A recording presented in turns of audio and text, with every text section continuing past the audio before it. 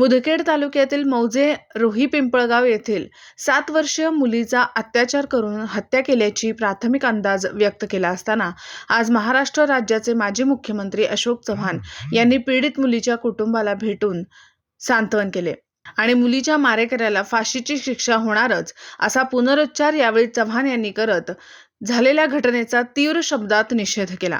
यावेळी भोकरचे upper police अधीक्षक खंडेराय धरणे, उपविभागीय पोलीस अधिकारी सुशील कुमार नायक सहित पोलीस विभागाचे अधिकारी उपस्थित होते।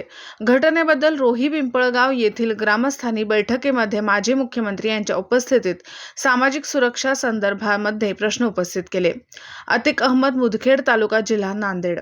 रोही पिंपळगाव इथे मी आज मुद्दाम इथल्या 2 दुःखद घटना गावात घडलेल्या आहे। तिसरी घटना एक वयस्कर व्यक्तीचा मृत्यू आहे, ते वयामानाने त्यांचा मृत्यू झालेला आहे।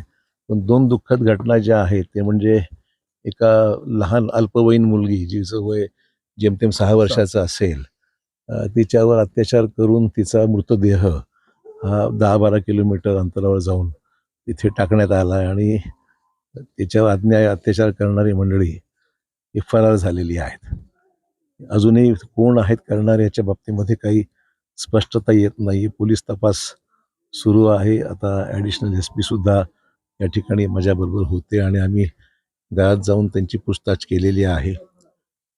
लहान मुलं आहे, गावाचा विस्तार वाढत चाललेला आहे।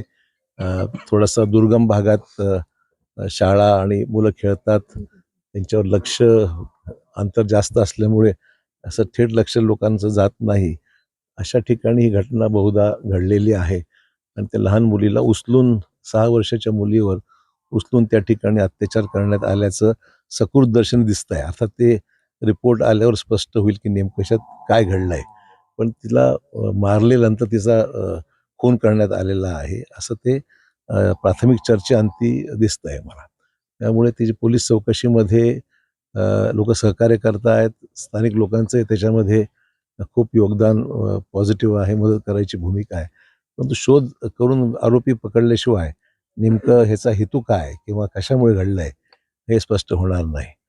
दुसरा विषय इथला जो आहे, इथला या मागासवर्गीय भागातील एक 22-23 वर्षाचा मुलगा हा माळेगाव यात्रेमध्ये गेला असता तळ्यामध्ये तो त्याचा मृतदेह सापडलेला आहे।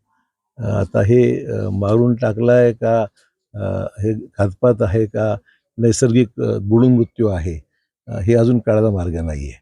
तर त्याचा तपास माळाकोळी पोलीस स्टेशनला सुरू आहे। इथला तपास जो आहे दुसरा त्या लहान अल्पवयीन मुलीचा तो मुदखेड पोलीस स्टेशनमध्ये सुरू आहे। हे सगळं पोलीस तपासानंतरच याच्यामध्ये अधिक स्पष्टता होईल। पण अतिशय या भागामध्ये घबराट निर्माण करणारा हा प्रसंग आहे या मुलीच्या बाबतीमध्ये।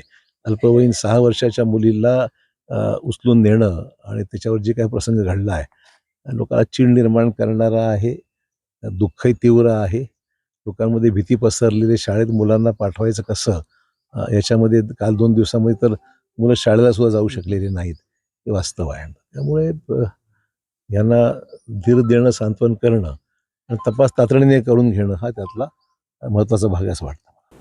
दिवसभरातील घडामोडींचा आढावा घेण्यासाठी पाहत रहा N24 मराठी न्यूज चॅनल।